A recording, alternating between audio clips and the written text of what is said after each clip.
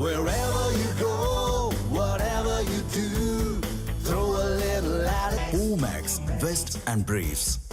குஜராத்தில் சுமார் 34,000 கோடி ரூபாய் மதிப்புள்ள வளர்ச்சி திட்டங்களை தொடங்கி வைத்த பிறகு பிரதமர் மோடி உரையாற்றி வருகிறார். அந்த காட்சிகளை பார்க்கலாம். टूरिज्म को प्रमोट करने के लिए आज मुंबई में इंटरनेशनल क्रूज टर्मिनल का भी लोकार्पण किया गया है. भावनगर के, गुजरात के विकास से जुड़े अनेक प्रोजेक्ट्स भी शुरू हुए हैं.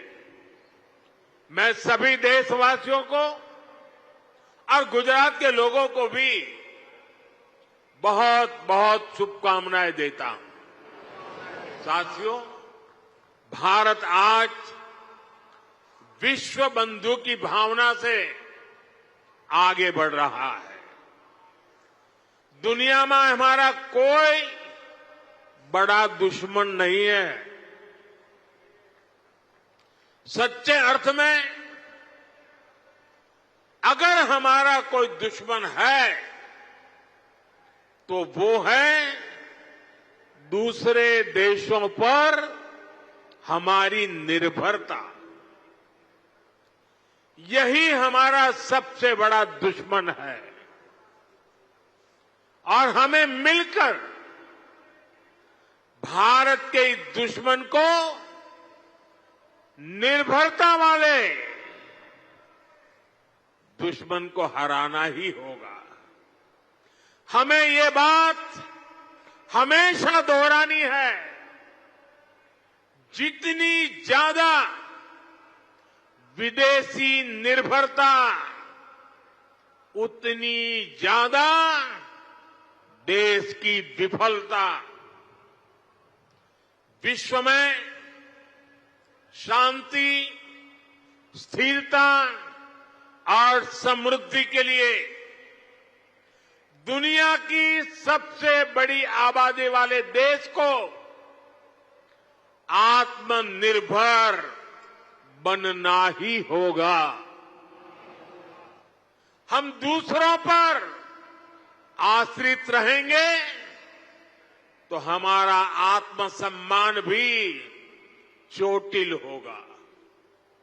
140 करोड़ देशवासियों के भविष्य को हम दूसरों पर नहीं छोड़ सकते. देश के विकास के संकल्प को हम दूसरों की निर्भरता पर नहीं छोड़ सकते. हम भावी पीढ़ी के भविष्य को दांव पर नहीं लगा सकते. और इसलिए भाइयों बहनों, આપણે ત્યાં ગુજરાતીમાં કહે कि भाई 100 दुखों की एक दवा.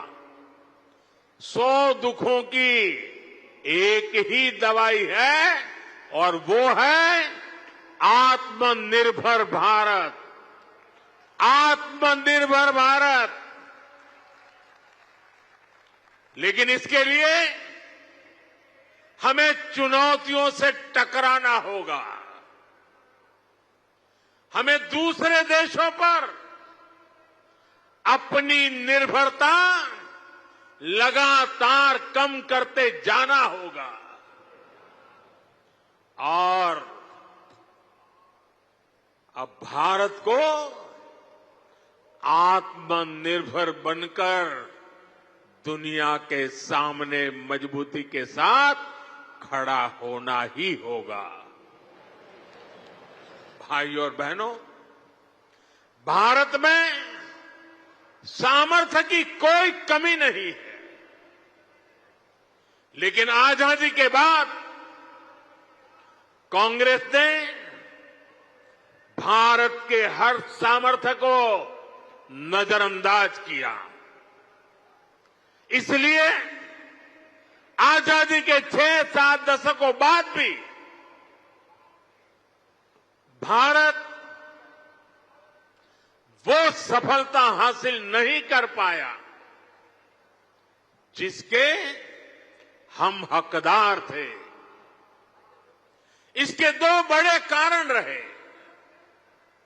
लंबे समय तक कांग्रेस सरकार ने देश को लाइसेंस कोटा राज में उलझाए रखा,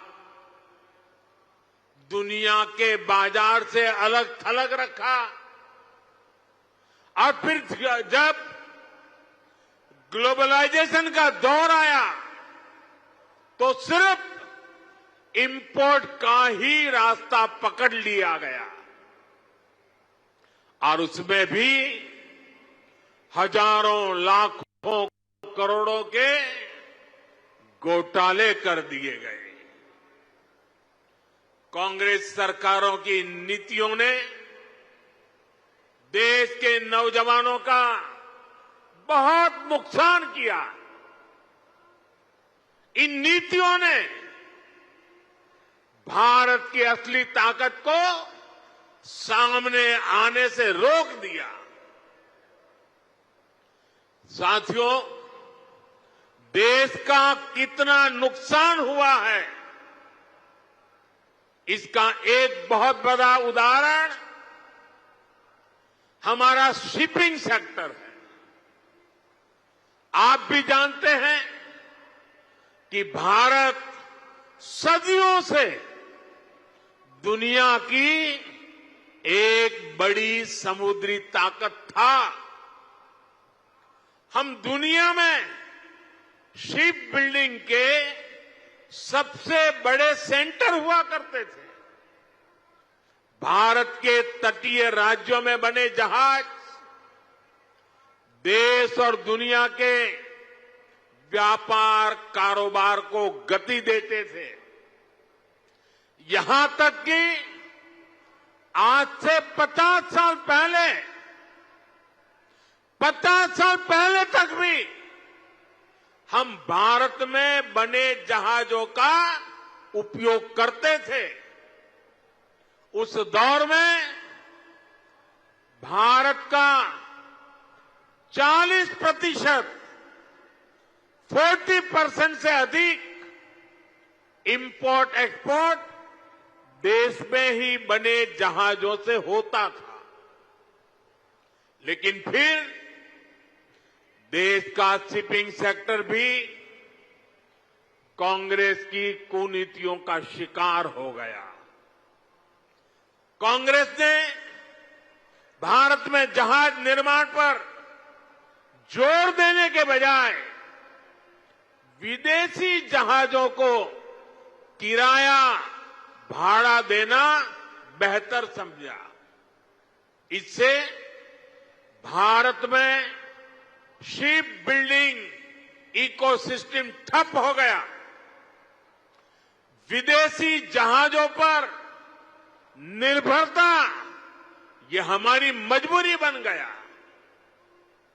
परिणाम यह हुआ कि 50 साल पहले जहां 40% व्यापार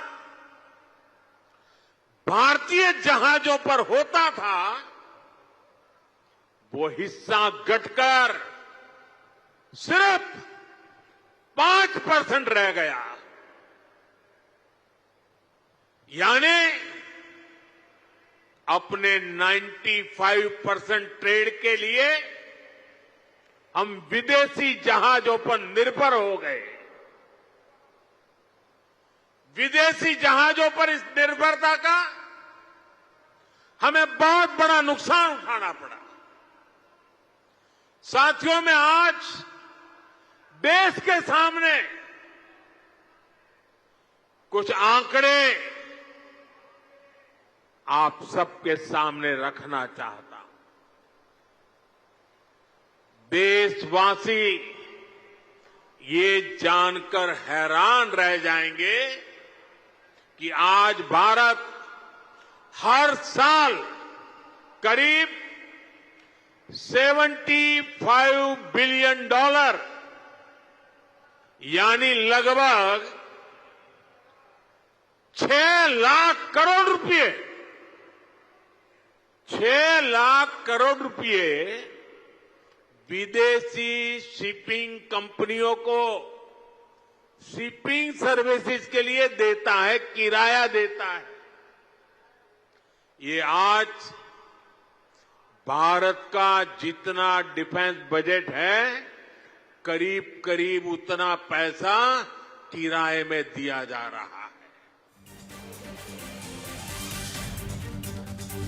சுயசார்பு இந்தியாவை அனைத்து பிரச்சனைகளுக்கும் தீர்வு என பிரதமர் மோடி உரையாற்றினார். அந்த காட்சிகளை பார்த்தோம்.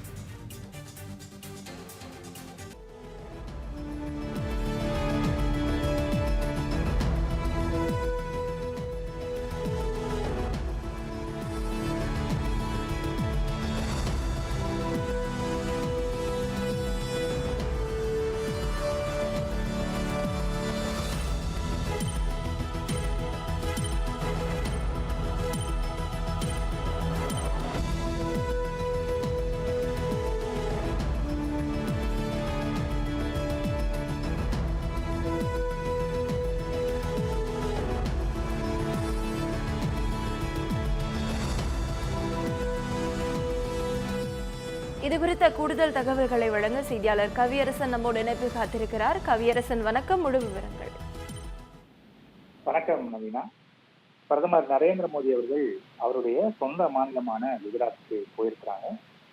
அங்க பாவ்நகர்ல பல்வேறு திட்டங்களுக்கு அடிக்கல் நாட்டுறது, அதே போல நிறைவுற்ற திட்டங்களை தொடங்கி வைக்கிறது, இந்த நிகழ்ச்சியில அவங்க கலந்துக்க போறாங்க. அதற்கு முன்பாக அவர் ஒரு ரோட் ஷோவை அங்க கண்டக்ட் பண்ணிட்டு இருக்காரு. அதை நம்ம ஸ்கிரீன்ல பார்க்கிறோம். கிட்டத்தட்ட ஆயிரக்கணக்கானவர்கள் திரண்டு இருந்து, பொதுமக்கள் அதே போல பாஜக தொண்டர்கள் எல்லாரும் திரண்டு இருந்து பிரதமருக்கு வரவேற்பு கொடுக்கக்கூடிய காட்சிகளை தான் நம்ம பார்த்துட்டு இருக்கிறோம். இன்றைய குஜராத் பயணத்துடைய முக்கியமான நோக்கம் என்ன அப்படின்னா, 34,200 கோடி ரூபாய் மதிப்பிலான பல்வேறு திட்டங்களை பிரதமர் அவர்கள் தொடங்கி வைக்க இருக்கிறார். இது மெயின்லி இன்ஃப்ராஸ்ட்ரக்சர், அதாவது நாட்டினுடைய உள்கட்டமைப்பை மேம்படுத்துவது தொடர்பான பல திட்டங்கள் இன்றைக்கு அடிக்கல் நாட்டப்பட இருக்கின்றன. அதே போல நிறைவுற்ற சில திட்டங்களை பிரதமர் தொடங்கி வைக்கிறார். இது தவிர அங்க ஒரு ஸ்மார்ட் சிட்டி திட்டம் நடைபெற்று வருகிறது. மிகப்பெரிய அளவுல பசுமையான, அதாவது பசுமை ஸ்மார்ட் சிட்டி, கிளீன் ஃபீல்டுன்னு சொல்லுவாங்க, அந்த மாதிரி ஒரு ஸ்மார்ட் சிட்டி திட்டம் அங்க செயல்பட்டு வருது. அதனுடைய வேலைகள்லாம் எப்படி நடக்குது அல்லது எந்த அளவுக்கு நிறைவு பெற்று இருக்கிறது அப்படிங்கிறத வான் வழியாக பிரதமர் ஆய்வு செய்ய இருக்கிறார். இது தவிர ஒரு சீராய்வு கூட்டத்திலையும் கலந்துக்க போறாங்க. அதே போல கடற்சார் வாணிபத்தை அதிகப்படுத்துவதற்கான பல திட்டங்களையும் பிரதமர் அவர்கள் தொடங்கி வைக்க இருக்கிறார். நம்ம பார்க்கிற ரோட் ஷோவுக்கு தொடர்ந்து மக்கள் மத்தியில, பாஜக தொண்டர்கள் மத்தியில பிரதமர் மோடி அவர்கள் உரையாற்ற இருக்கிறார். நவீனா,